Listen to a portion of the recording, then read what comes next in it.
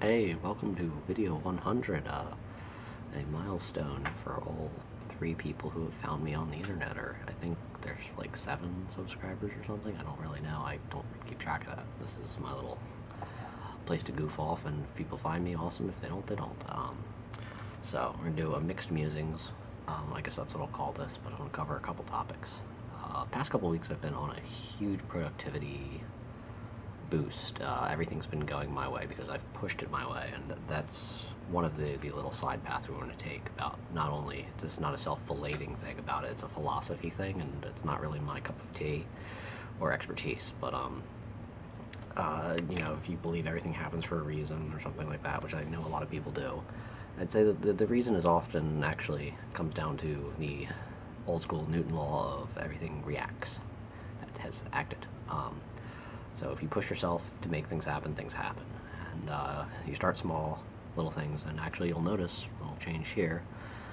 That was one of them. That was actually like kind of the start and the precept of all the good that's been happening in my life. And as I said, I don't want to list everything, but I've just been really loving life a lot more and productive a lot more. So we'll just leave it at that. But you make a little change, something small, routine, build yourself up. You say, like, this is something I want to change. Something very easy. Wasn't hard to shape. Takes 10 seconds. Just zoop, zoop, zoop, done. Stash was gone. It served its purpose. I liked it. It kept longer than I needed to. I kind of just wanted to swap. And not hard. I'm kind of doing this. We'll see how long this goes. Probably go quickly. But you do all that, and everything else just starts to come in, and you just look at it, and you can step back. You see this little change. Removing a piece of facial hair. Combing your hair. Cleaning your room, things like that, and everything else, you step back and you start analyzing it like that, and you just get more done. It's awesome. I can't say how highly I suggest that, support that, and feel that it's pushed all the very large good things in my life in a way. If you fold your socks or you iron your boxer shorts, the next thing you know, you're going to be graduating with honors. It really does work that way if you push yourself and you think it through, and you don't really let what's there out there stress you out or overthink it. So there's my little motivational tip for you. The other thing that's definitely helped me was, I've always liked fitness. I had a wonderful rugby match this morning and got the living crap knocked out of me, but I did way more damage and got way more points, so that matters. I feel very lucky. The field was a mess from rain, and well, I've been playing outside my whole life, and the fact I know how to run and deal with the mud, I had a good advantage. I was able to get lower than everyone, make some good hits, and pull in for a couple tries. So this is actually my best day ever. I just play a Lum Fun League kind of thing, but still, it was reassuring. So, the activity, and I said, I like being active. I like doing stuff. I exercise all the time. I don't try to become a professional bodybuilder or anything like that. I have an office job and I like junk food. I don't really like a junk food like Doritos, but pretzels are my weakness. And I've been doing keto, or keto if you pronounce it that way. And not because that's like the end thing. I occasionally cycle it just as a cutting thing. And that really helped too. This past weekend I was a bad boy. And I was chasing my hamburgers with hot dogs on the grill. Not chasing your vodka with cranberry juice. I'm chasing one dinner with another dinner. But I just said, screw this, I want to clean it up, and it takes a little bit to your body kick in, just running through it and stuff through it.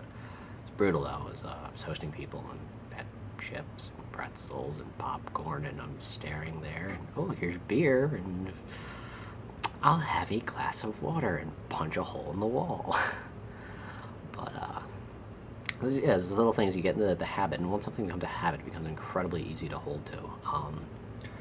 There's some sort of like psychology work that says habits take like 5 weeks or something. I don't really buy into that, but that's a whole other story. But since we're going through like a whole mixed musings thing, let's talk economics and stocks, and more so finance, I guess, really, than economics. Tesla's fucked.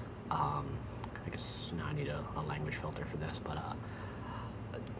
I really didn't realize, and I know a lot of people, and I guess I've had a little more faith in Musk than a lot of people, but that's kind of changed. I'm actually at the point now where this is where all the thumbs downs are going to start coming in from all the people that don't watch my videos.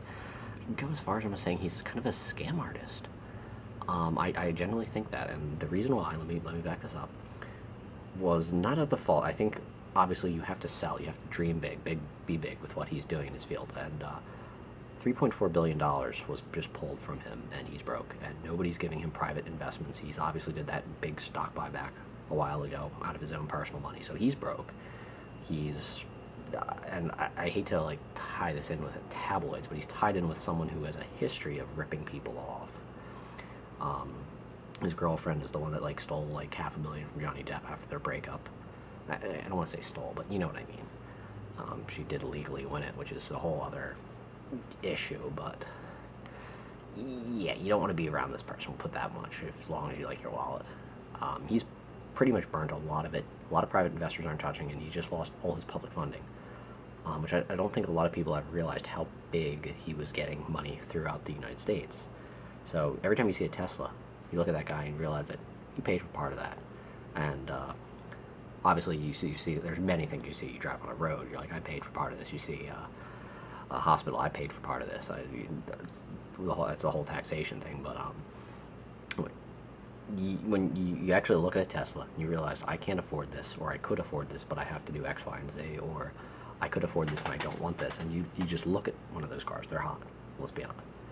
And you realize, like, I'm paying for part of this. And you really let that soak into you. And you'll start to see, like, why the distaste has grown kind of exponentially when I saw.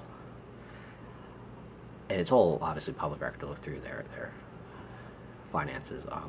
Everybody files, so you can see it's a lot of money, and it's a lot of the premise.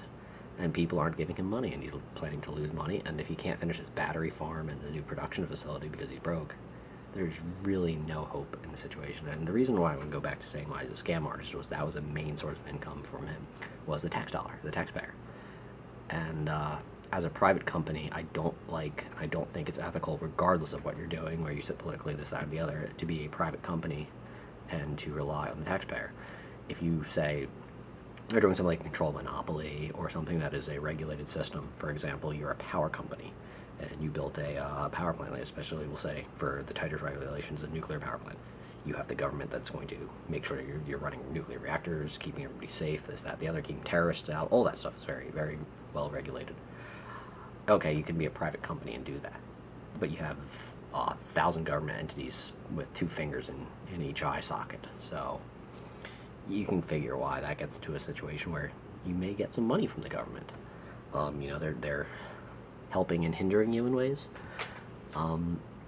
But to be a private company that's making a luxury good, and pretty much all reality is, in all honesty, a vehicle of any sort of car, is a luxury good, and more so a high-end sports car, like the Tesla, even the cheap ones are high-end vehicles. They're nice. They got leather. They got this, that, the other. They're luxury goods. To make a luxury good that the taxpayer has to pay for, these people that are barely putting themselves through college, struggling to pay rent, this, that, the other. Think about it. Like, there's a single mom out there who's working 2 jobs, and she's paying for you to buy your Tesla at $1,000 cheaper. Literally. That's what part of her paycheck goes to. So, and to be a private, to change it, without even getting to the whole green thing or this, that, the other argument, you change it to something else. How would you feel if 30 cents out of every paycheck you get goes to buying a Rolex? Someone else, they have to buy the Rolex, but you're helping Rolex make sure they can get watches out there to the public. They might only be $5,000. If you didn't pay in, you get $6,000. So I really think that's something kind of disgusting. And it's really turned me a lot against Musk when I saw how big and how much of a part that the system is. And the other stuff, like with SpaceX, this, that, the other. With Mars, there's a lot of issues, which I don't want to science geek too much. But I really think the whole SpaceX thing is a wonderful start, but he's a salesperson. He's snake oil. That's what SpaceX really is. NASA's just fallen to trash, and I think we all know that. And a lot of the other space programs out there are just trash. And to kind of like come out that's an easy way to drain money out of everybody and get everybody hyped. So it's just pretty unfeasible for a lot of things, and I've heard a lot of people who are a lot more educated on the subject say that. And there's really no money-making plans for it either. The guy who sends you up You go to outer space for $250,000. There's some return there. We're going to Mars. What's on Mars? What can we do with Mars? Why don't we mine asteroids? Why aren't we sending nuclear waste to the sun? For like, why don't we round up and say, like, hey, hey China, hey Germany, hey Japan, why don't we take all this nuclear waste and send it to the sun? We'll split the bill. Then we can clean up some stuff. But something's really shady with Musk, and I think really. I used to think like he overdreamed things, and like that's not a bad thing. Is to say like I want to make $1 million my first year in a business. You make $100,000, you're like still great, wonderful, awesome. You don't hit your goal, but you aim for the stars and you hit the home. You want to hit the grand slam, but if you hit a home run, you're still happy. Or I should say a double, because if you hit a home run with bases loaded, but you know where I'm going with this.